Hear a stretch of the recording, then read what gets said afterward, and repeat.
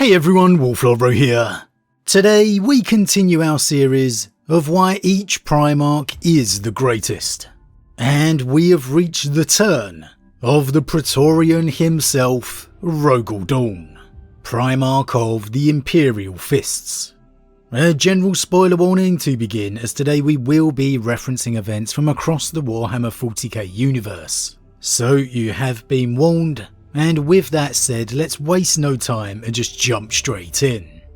Now, there are two Primarchs who immediately spring to my mind as the two Primarchs who saw their reputation elevated and developed the most, thanks to the Horus Heresy series. Primarchs who went from just another name at the start of it to becoming real powerhouses in popularity and respect. Characters who really got a great deal of development throughout the series, and that is Lion L. Johnson and Rogal Dorn. I'll always name L. Johnson as the most, going from a suspected, doubted Primarch at the beginning of the series to the Primarch we see now. But by the end of the Siege of Terra, my word, has Rogal Dorn become the very embodiment of duty, of loyalty, of perseverance. I don't doubt that there are many people who can class Rogal as the greatest Primarch, thanks to his role in the heresy. Let's begin with the fact that it was he who was chosen as the Emperor's Praetorian. He was the son who would accompany his father back to Terra, leaving the Great Crusade to protect the throne world. It's taken as a given that it had to be Rogal, but it really didn't. Sure, Rogal may have excelled the most at fortifying, constructing impenetrable bastions, but there was plenty of Primarchs who could have performed the task. This being Rogal's specialism doesn't mean other Primarchs couldn't do the job, and I think that gets forgotten a lot. Many Primarchs were instrumental in their own fortresses' designs and construction, marvels of the Imperium that still stand today. The Angel Sanguinius and the Arx Angelicum, Leman Russ and the Fang, said to be the second largest and greatest fortress in the Imperium, behind only the Imperial Palace itself. Rebute Guilliman and the Fortress of Hera, an architectural wonder. And do I even need to mention Perturabo? Sure, Rogal may have been the best in this regard, but there are many Primarchs who, despite their own personal claims, could have produced a marvel of a fortress for the Emperor. I mean, come on, these guys are demigods after all. And so sure, this speaks to how sublime Rogal's talent and ability must have been, but more importantly, it speaks to the level of trust the Emperor had in Rogal in choosing him. He chose Rogal not just because this son could develop the Imperial Palace into the greatest fortress the galaxy had ever seen, but because he could also trust Rogal implicitly. You better believe if there was even the slightest minute trace of doubt in the Emperor's mind, it wouldn't have been Rogal upon Terra. And that's a fact. However, it was. And so Rogal became the only Primarch entrusted with the knowledge of just what the Emperor was doing beneath the palace, his Great Webway project. Now, did Rogal know everything? The full scope? Gods of Chaos and all? No, but still he was trusted far more than others. And it's not just the building aspect of Rogal becoming Praetorian that's important. It's the garrisoning of Terra, manning the walls. It was a huge sacrifice for Rogal and his legion to leave the crusade, to literally leave it. Abandon it. Forsake any chance of glory to head back to the most secure world in the galaxy, to what they and everyone else believed was no hope of action, no hope of war. But Rogal did it. His sons did it. Without question. Because that's what the Emperor required of them. And Rogal was selfless in that duty. And of course that would become ever more clear thanks to the heresy. Placed upon Terra at the time of the outbreak, at the time of Horus declaring war, Rogal took command of the Imperium's defense in the name of his father. Blind to the wider galaxy, Rogal was left to marshal a defense as best he could through astropathic reports and messages alone, having to wonder and place trust in which brothers he could rely on and which he couldn't. All the while knowing the galaxy, the empire he fought to build, was being ripped apart by the one brother they all looked up to.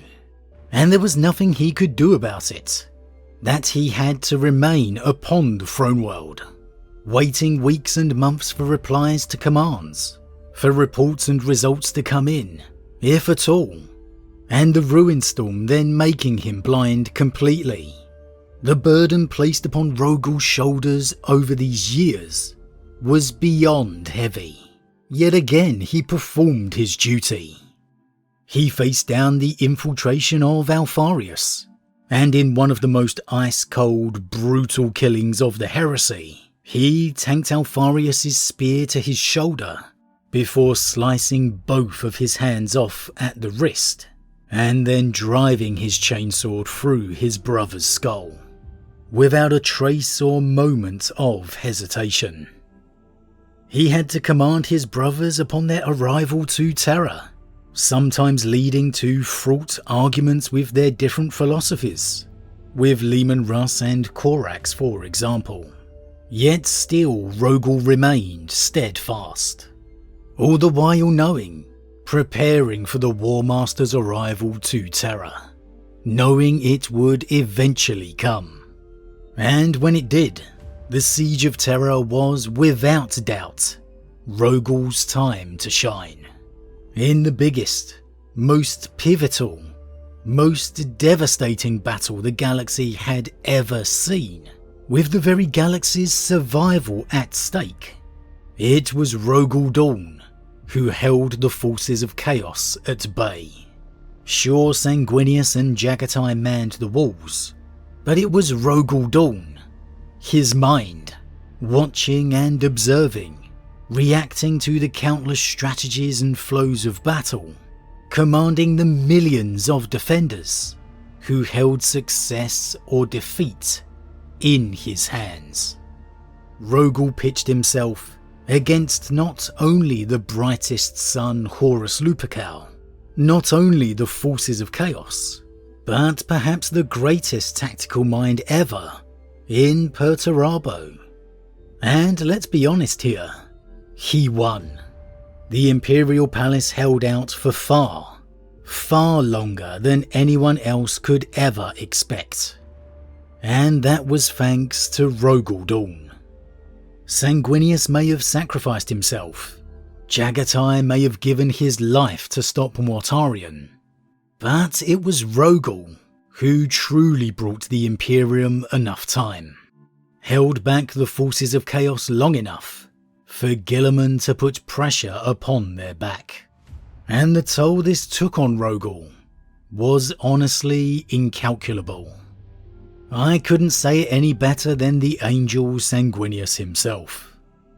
"You've performed the most extraordinary feat," Sanguinius says unexpectedly. "Please remember that." Dorn is taken back by the frankness of the comment and the innocent sincerity with which it is expressed. His startled half-smile wavers with imprisoned emotion, a flash of light at the high-slit window of an otherwise impregnable keep. "A mere fraction of your deeds, brother," he replies awkwardly. "You closed the gate. You locked Sanguinius shakes his head. I was a warrior, Rogal. Just a warrior. You were the one who mattered. It's a moment I can't wait to discuss in depth. A time when protocol and inhibitions is pointless, needless, when it is the end, and when Sanguinius just has to recognise his brother's sacrifice. To let him know before he can't. It was extraordinary. And in this moment Sanguinius would hug Rogal, and there's a single tear left on Sanguinius's shoulder from Dorn.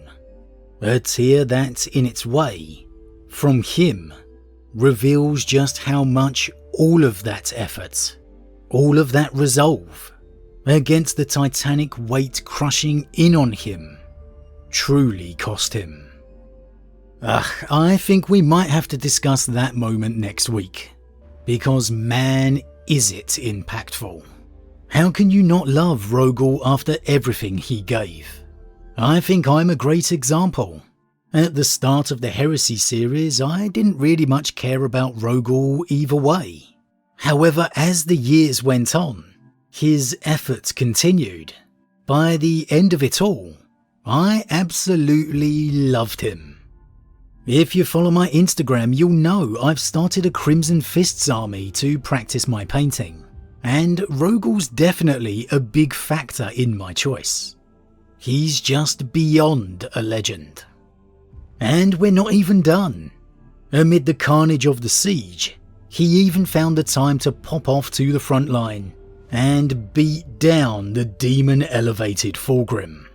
Okay, Fulgrim was shown to not truly be hurt and leave because he couldn't be bothered anymore. But let's be real here, it was a one-sided demolition.